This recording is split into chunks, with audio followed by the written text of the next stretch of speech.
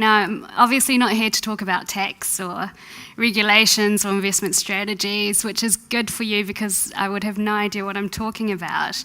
But I am here to share my story and just to hope to make you aware of what we're doing, to surprise you a little and maybe challenge some of your thinking around the role of businesses. So the two questions that I get asked most often is, one, how old I am, and two, what the long-term goal of Eat My Lunch is. Now, the answer to the first question I will leave for you to figure out, and I will give you some clues along the way, and at the end we might have a prize for the person who guesses correctly.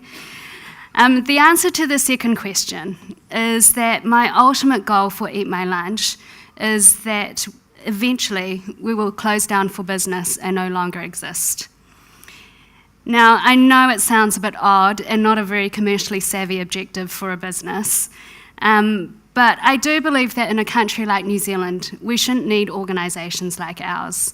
But unfortunately, there's 28% of Kiwi kids, that's 295,000 children, who are currently living in poverty, and thousands of them are going to school every day without lunch. I want to share with you a letter that we received from a teacher here in Auckland. So it reads, I'm a teacher at a primary school in Otara. This week I've given out your lunches to students in my class. They're pretty honest about why they don't have lunch. We don't have much food in the cupboards at the moment. My dad says if I have breakfast, I'll be okay until I get home. My dad doesn't get paid until Wednesday. I even have children who are kept home from school because their parents have no lunch to send with them. It breaks my heart. Now, as a parent myself of young kids, my children are now 8 and 10, I just couldn't believe that this was actually happening in New Zealand. And I think we all know what it's like to be hungry, and that it's really hard to function, let alone being a child, being hungry and trying to learn at school. The irony in New Zealand is that we also have this obesity crisis. So we're the third fattest country in the OECD behind the US and Mexico. And a third of kids are overweight or obese. And yet we have thousands of kids who are going hungry. You know, it just doesn't really make sense. So one night a few years ago, I was discussing my corporate career with a friend. And I'd done really what was expected of me. So after school, I went to uni, I got a double degree, I got onto the marketing program of what was the New Zealand Dairy Board before it became part of Fonterra. And then I spent the next 15 years trying to climb the corporate ladder in the fast consumer moving goods world. I worked for companies like Unilever, Cadbury, Pepsi, selling things like chocolate and chips. And I was literally marketing salt, fat and sugar to the New Zealand public and contributing to this obesity crisis. But then I would go home from work back home to my children, and all the foods that I was marketing was actually banned from our house. And the hypocrisy of this wasn't lost on me. And I really wanted to actually do something meaningful, and thought, wouldn't it actually be amazing if we could ensure that no kids in New Zealand go to school hungry? But how do you do that? Well, that night I happened to be wearing a pair of Tom's shoes. I don't know if you guys know Tom's, but it's a shoe company in the US that was set up around 12 years ago. And for every pair of shoes someone buys, they give a pair of shoes to a kid in a developing country. And I really loved their model. And then also seeing the growth of the online food delivery business, we took inspiration from companies like My Food Bag. And then kind of wrapped in all these other big consumer trends like the move back to real food, the need for healthier options, the need for convenience as well as value, we came up with the idea for Eat My Lunch. Now, I think often the best ideas are not completely new, but taking existing ideas and kind of reconnecting the dots in different ways.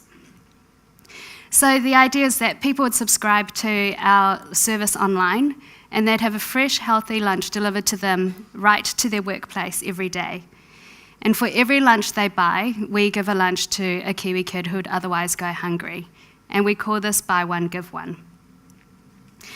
Now, we thought it was a pretty good concept, and we thought, well, would we set up Eat My Lunch as a charity or a business? It made sense that it could be a charity, given what we were trying to do. And of course, there are clear benefits, like tax benefits, and the ability to obtain grants and funding. However, it also seemed that a lot of time and resource would go into trying to get the donations and get the funding. And the whole sustainability of the organisation would be reliant on donations and goodwill. And if that funding dried up, then all the good work would have to stop. And then we thought, well, then let's run it like a traditional business. So we develop a product or a service, we sell it, meet consumer needs, and make money. And then once you make enough money, then you can start giving back. The problem is with that model, I think, is that decisions and direction of the business would always primarily be driven by profit and maximising shareholder value. Now, the issue of kids going hungry is so big, and to solve it, we knew we needed to be sustainable and scalable. And we know that consumers, in fact, 91% in a global study, said that they expect companies to do more than just make a profit. And businesses with a purpose, such as Tom's Shoes in the US, can create more brand affinity than their giant competitors who spend billions of dollars on marketing. So by taking a social issue and making that at the heart of everything we do, but using a business model and business tools and systems to solve it, we created this kind of hybrid model. So we would operate like a normal business, and unlike charities, our aim was to generate profit and to be financially self-sustaining. But everything we do always goes back to our social purpose. And we would measure our success not by how much money we make, but the social impact that we have. Now, after that night, we thought we were sitting on this great idea, but it was really a huge risk. So with kids, mortgages, potential failure, 70% of startups fail in their first 5 years in New Zealand. But we went to the bank and we presented our business case and our idea, and we asked for a small loan to get the business off the ground. But the bank manager came back and told us that he thought it was a stupid idea, and there was no way we could make money by giving away free lunches. Now, I won't tell you which bank it was, but we did, needless to say, we moved banks after that. And, the odds weren't great, and they weren't in our favour, but for every day, kind of for 3 months after that night, I kept coming home from my corporate job, feeling dissatisfied. And I thought, if I was going to work my ass off, then it really should be for something worthwhile, and something that I could be proud of, and something that my kids would be proud of. And also, I really hate being told that I can't do something. I had no idea if Eat My Lunch would work or not, and there really weren't any other models in New Zealand or other businesses doing what we were doing. But I think the only way to find out is really to start. So I quit my corporate job, and with little money, lots of spreadsheets, and the help of one of New Zealand's top chefs, Michael Meredith, we built a cheap website in 4 weeks, hired a few chillers, went down to Bunnings, bought some trestle tables, and we launched Eat My Lunch from our home in June 2015. So that's our house, where it all started. Now, when we started, Michael, the chef, told us that there was no way we could make more than 200 lunches out of our house. And that was okay, because our initial forecast was only to make 50 lunches a day. But before we started, someone gave us the advice of, aim big and then double it. So our best case scenario was 100 lunches a day. So in our first week, we made 50 lunches a day. But in our second week, our orders went up to 200 a day. and in our 4th week to 400 a day. And by our 12th week, we hit our 3-year forecast. We just celebrated our 2-year birthday recently, and it was a really great time for us to reflect where we had come from and what we managed to achieve. I'm happy to say we moved out of our home into commercial premises after 7 months. We then launched into Hamilton, and late last year we expanded into Wellington after we ran New Zealand's first transparent crowd lending campaign. We issued social bonds to the public, which not only generated interest, but also generated a lunch for kids at the same time. And we raised over $800,000. We now employ around 30 staff, and that number keeps going up every week. And we broke even after 6 months. So how do we make money? Well, firstly, we turned a traditional food manufacturing model on its head. Instead of making lots of products and then trying to sell it, because of our online service, we get advanced visibility of how many lunches we need to make. And we only ever order exactly what we need. And our supply chain is incredibly tight. So last night at midnight, our orders for tomorrow were cut off. This morning, all of our orders were sent to our suppliers for the exact number or the amount of ingredients that we need. Tomorrow at 5 o'clock, they will arrive on site, where our team will make the lunches that are required for the day. Then by 9:30, all the lunches are made, and we have around 14 couriers come and pick them up and deliver them to people's desk by 12:30. So what seems like a really simple idea for our customer, which is you go online, order a lunch, and it turns up, is actually a daily complex logistical nightmare. And we are going to, in a week or so, further stretch our operations and logistics capabilities by launching Eat My Dinner. So Eat My Dinner is a ready-to-heat and eat meal delivered to your home. It's very much the same philosophy at Eat My Lunch, so providing healthy meals with the ultimate convenience. And of course, for every meal you buy, it provides a lunch for a Kiwi kid. In the 2 years, we've also built an incredibly strong brand. So in a recent omnibus survey that we conducted, 50% of Aucklanders were aware of the brand unprompted. And people said they were willing to pay 30% more than what they would normally spend on lunch to purchase and Eat My Lunch. And we've been able to leverage the strength of the brand through partnerships to gain extra visibility. So Eat My Lunch is now on every single pump bottle in the country through a partnership with CCA. Kettle Corn also sells a retail family pack. For every bag bought, a smaller bag is donated to Eat My Lunch to put into the kids' lunches. To date, they have given us over 70,000 packs of popcorn. A couple of months ago, Brink's Chicken started running a promotion in New World, North Island. So for every 2 packs of Brink's free-range chicken you buy, a lunch is given through Eat My Lunch. This promotion is running for 6 months, and initially they forecasted that they would be able to provide 8,000 lunches at the end of the 6-month period.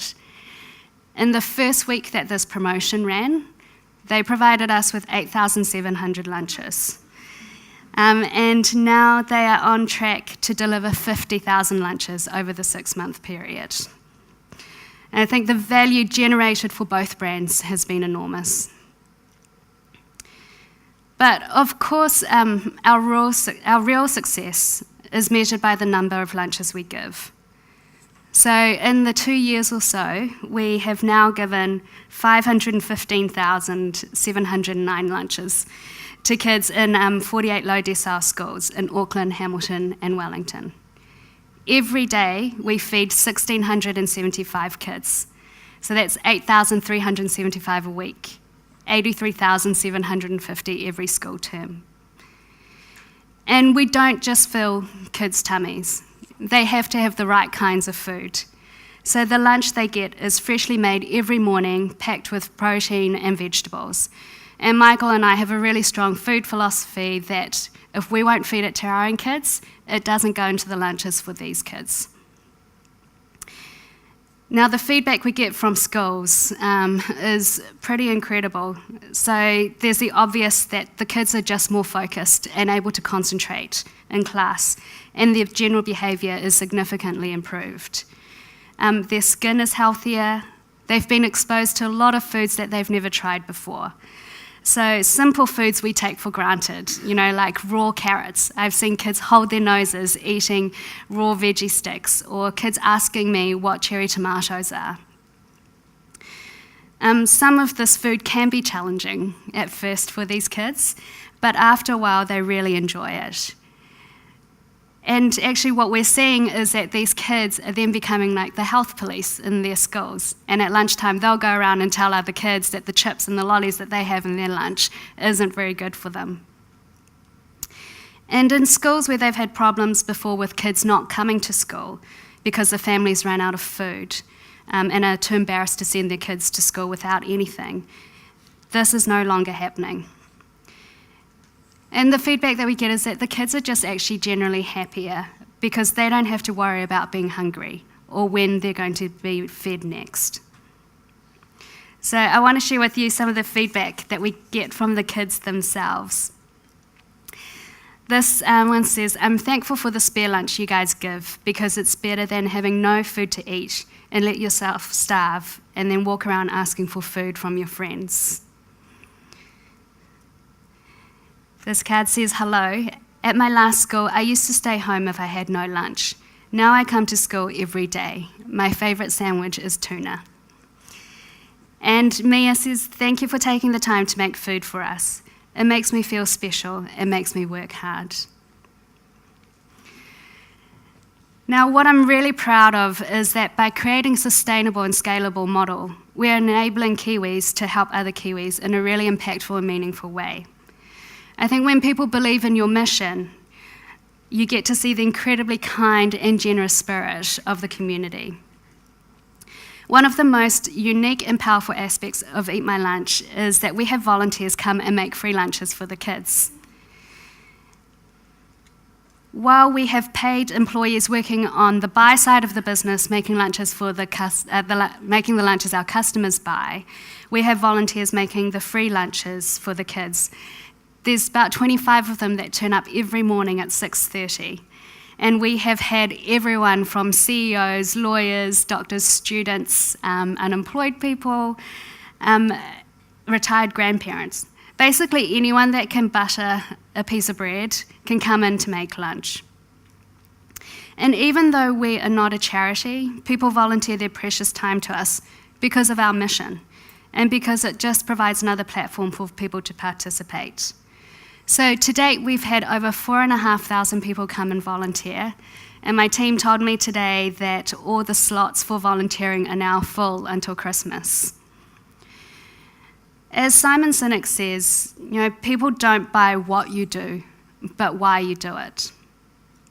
And this has filtered down into our recruitment of staff. So many of our staff were actually volunteers to start.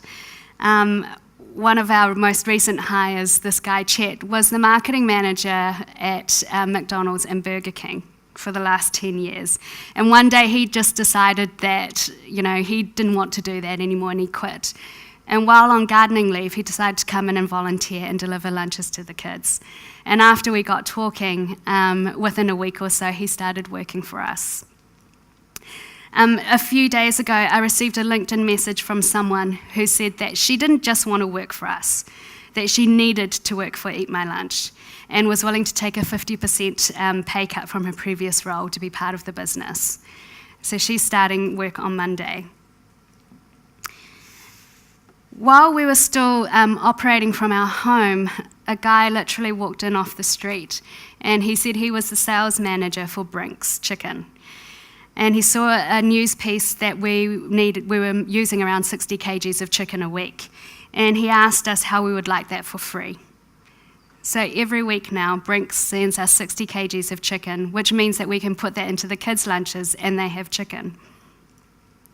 The guys at Cafe La Fare just started sending us 2 kgs of free coffee every week for the volunteers. And when we said we were moving to Wellington, they said, well, you can have some space in our large roastery that we don't need. And they've given us that space rent-free for the next 10 years.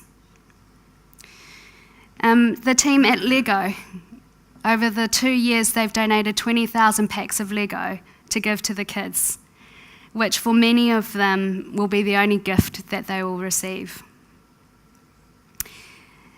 Recently, we had Joseph Parker come in to deliver lunches to the kids to his old school.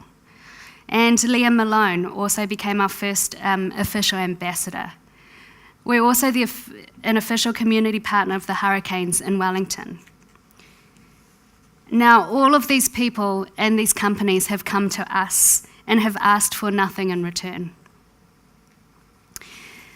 This amazing goodwill that we receive almost daily was really cemented for me a couple of weeks ago when I accidentally drove the Eat My Lunch branded car into the back of another car. This was outside Sylvia Park at 5 o'clock on a weekday during rush hour. The driver got out of the car, and when he saw Eat My Lunch on the Mini, instead of getting angry or concerned about his car, he started asking me how business was going, and said that he'd been trying to get his team into volunteer, and he loved the whole idea of Eat My Lunch. The next day, he sent me an email saying that he had converted everybody in his office to buying a lunch from us. So this is a really good example of a bit of disruptive marketing. I think what Eat My Lunch has shown is that when you can touch people's hearts and minds, it can be incredibly powerful. So from our initial inception, Eat My Lunch has always been about helping Kiwi kids in need with something as simple as lunch. But to achieve impact, you need sustainability. Profit and doing good should coexist, and I think should be the way forward for businesses, because it is all of our responsibility as a business community, as individuals, and as government to solve these issues and help those that are most vulnerable in our community. One of our core values at Eat My Lunch is that actions speak louder than words. We took action and decided to do something rather than wait for the government or other organisations to act. And in the 2 years, we've done more than what I could have ever imagined, but we have such a long way to go. There are 25,000 kids that go to school with no food every day in New Zealand. At the moment, we're only feeding 1,675. And today, through this conference, we are asking you to also help do your bit and buy lunches for kids to help us get to our goal. Because we know that something as small and as simple as a lunch can really make a difference. So thank you.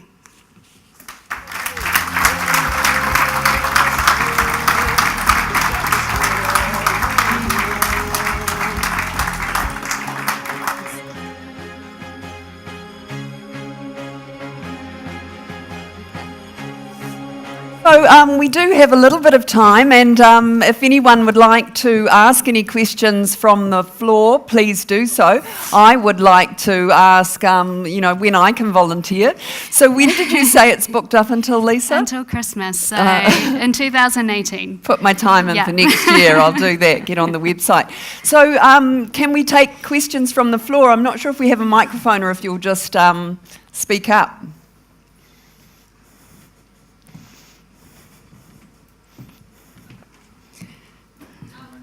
Thank you. No, I think that's booked up too, sorry. And a question at the back.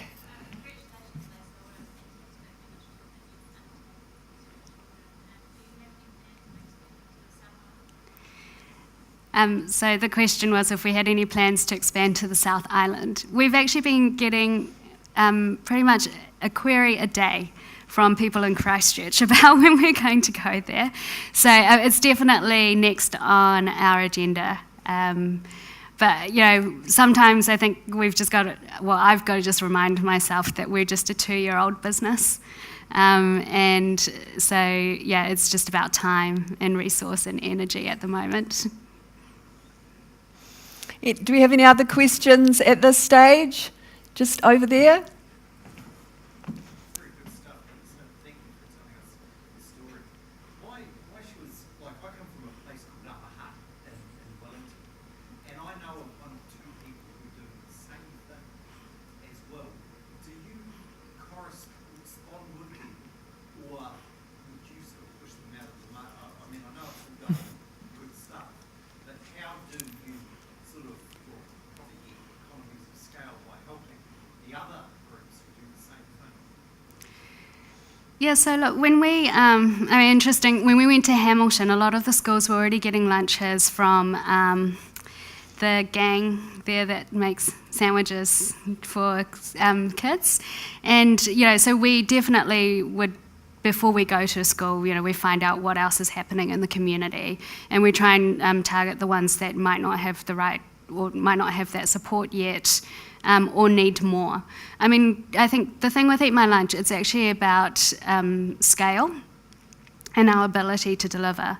So the difference with what we do and between us and a lot of other organisations is we actually commit to the school every single day.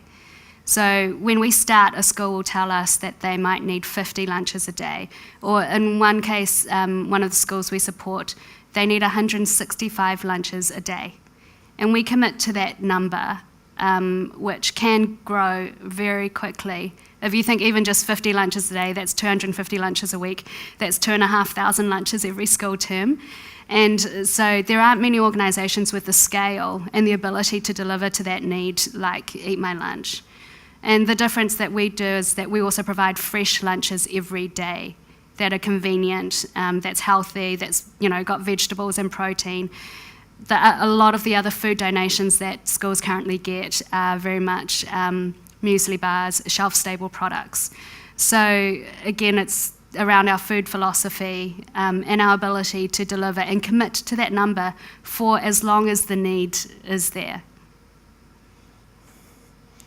Thank you. Have you actually found that since you've gone on site with these schools that you've seen an improvement where your numbers have dropped off? Yeah, so some of the earlier schools that we started with, we've definitely seen a decrease in the number of lunches that they've required. And the feedback that we get is that parents actually call up the school and say, what's in these lunches? And they come in and they look at them, and then, some of them will be like, okay, that's not actually too hard, and they'll make and replicate that from home. So it also depends with schools. Sometimes what we find is like in the winter, the need increases as families struggle a little bit more, or a lot of these schools, the families are very transient, so their roles change every term, and so that need can vary as well. But the feedback that we get is very positive in terms of the impact that's having on not just the child but also the family. We support a Decile 1A school in Papakura, so 1A is lower than a 1. And the teachers were actually buying and making the lunches for the kids themselves. And the principal rang me one day and said, can you just give us some lunches just to give the teachers a break? And what we decided was that we were going to provide lunches to the entire school. That was 165 kids a day. And what the principal did was she said to the parents, if you want your kids to get and eat my lunch, you need to come in and see me and sign a contract that you will send them to school, and at night time you will feed them a meal. So she used Eat My Lunch to just kind of take that pressure off during the day and to ensure that these other things were happening in the home. And every single parent of that school came in to see her. So those are some of, just particularly in those communities, it can just be a way of helping out sometimes. Any other questions? Yes? You touched briefly on the difficulty of your supply chain. Did you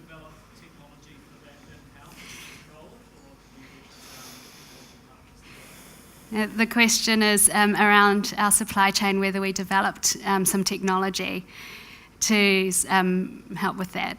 So we developed a massive spreadsheet. Excel is great.